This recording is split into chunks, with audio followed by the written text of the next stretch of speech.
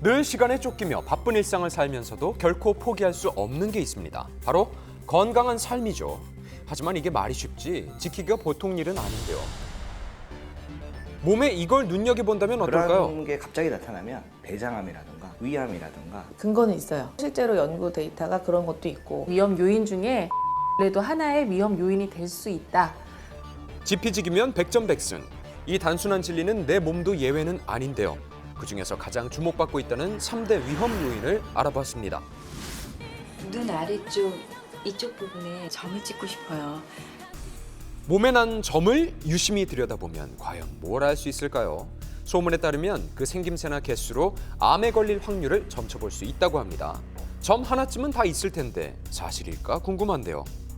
점은 멜라노사이트라는 멜라닌을 만들어내는 세포가 유전적인 요인, 환경적인 요인에 의해서 어느 순간 이렇게 뭉치게 되는데 우리가 흔히 말하는 점은 멜라닌 세포가 변형돼 생기는 작고 검은 무늬죠.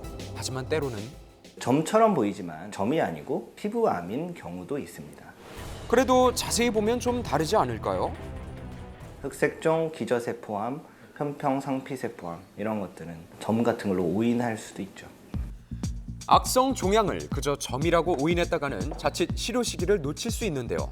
문제는 이걸 구분하기가 쉽지 않다는 그렇지만 겁니다. 둘 사이에는 엄연한 차이점이 있습니다. 내부 장기에 암에 쌓일 수 있다는 것이 되게 중요한 거죠. 점이 눈에 찌게 많아지는 건 역시 암을 의심할 만한 신호라고요. 실제 종양이 결장에서 발견된 사례도 있다고 합니다. 몸속에 대장암, 유방암 이런 위암 같은 선암들인데 주로 성장 인자가 많아지면서 피부에 그냥 과각화되면서 정상적인 그런 검버섯 모양의 점들이 많아지는 거예요. 암세포가 어떤 호르몬과 유사한 물질을 만들어내기 때문인데요. 호르몬 교란이 의심됩니다.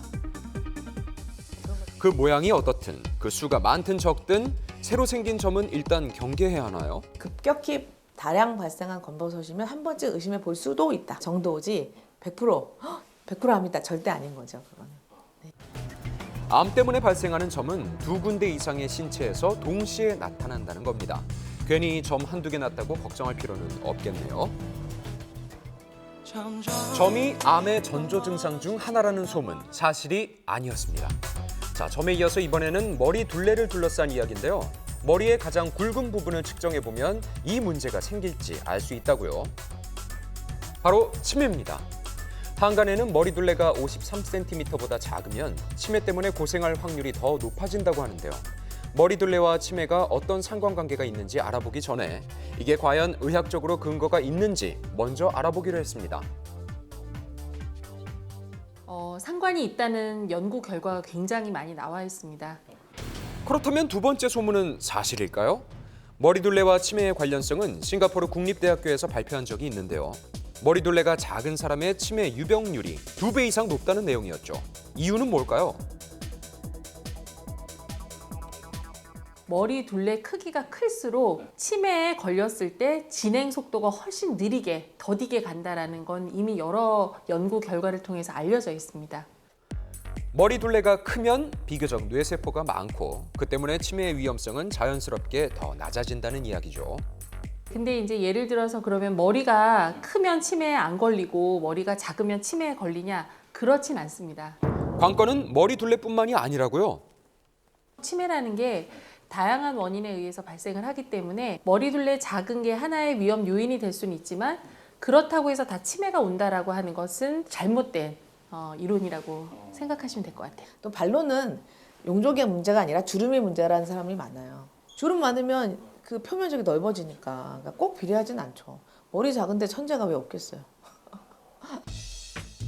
지능, 의지, 기억 등 정신적 능력이 현저하게 감퇴하는 데에는 너무나도 많은 원인이 있다는 건데요. 머리 둘레는 그중에 하나인 거죠. 치매가 걸리면 안 되니까 예방하는 그러한 여러 방법들에 대해서 적극적으로 머리 둘레만 보는 게 아니라 운동이라든지 식습관 이런 게 굉장히 중요할 것 같아요. 자, 세 번째 소문은 손가락으로 알 수 있는 신호인데요. 지금 바로 알아보죠. 5손가락 가운데 넷째 손가락이 길면 탈모가 될 가능성이 짙다는 소문. 아마 한 번쯤 들어보셨을 것 같은데요. 혹시 그 이유에 대해서도 알고 계신가요? 검지보다 약지가 긴 남자의 경우 남성 호르몬의 영향을 많이 받은 거고 이는 탈모와 연관성이 있다는 주장인데요. 사실일까요?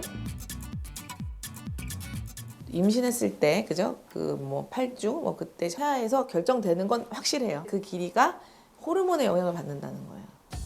손가락의 길이에 성 호르몬이 영향을 끼친다는 건 사실 널리 알려진 이야기죠. 그렇다면 약지의 길이 때문에 탈모가 유발된다는 건 어떤가요?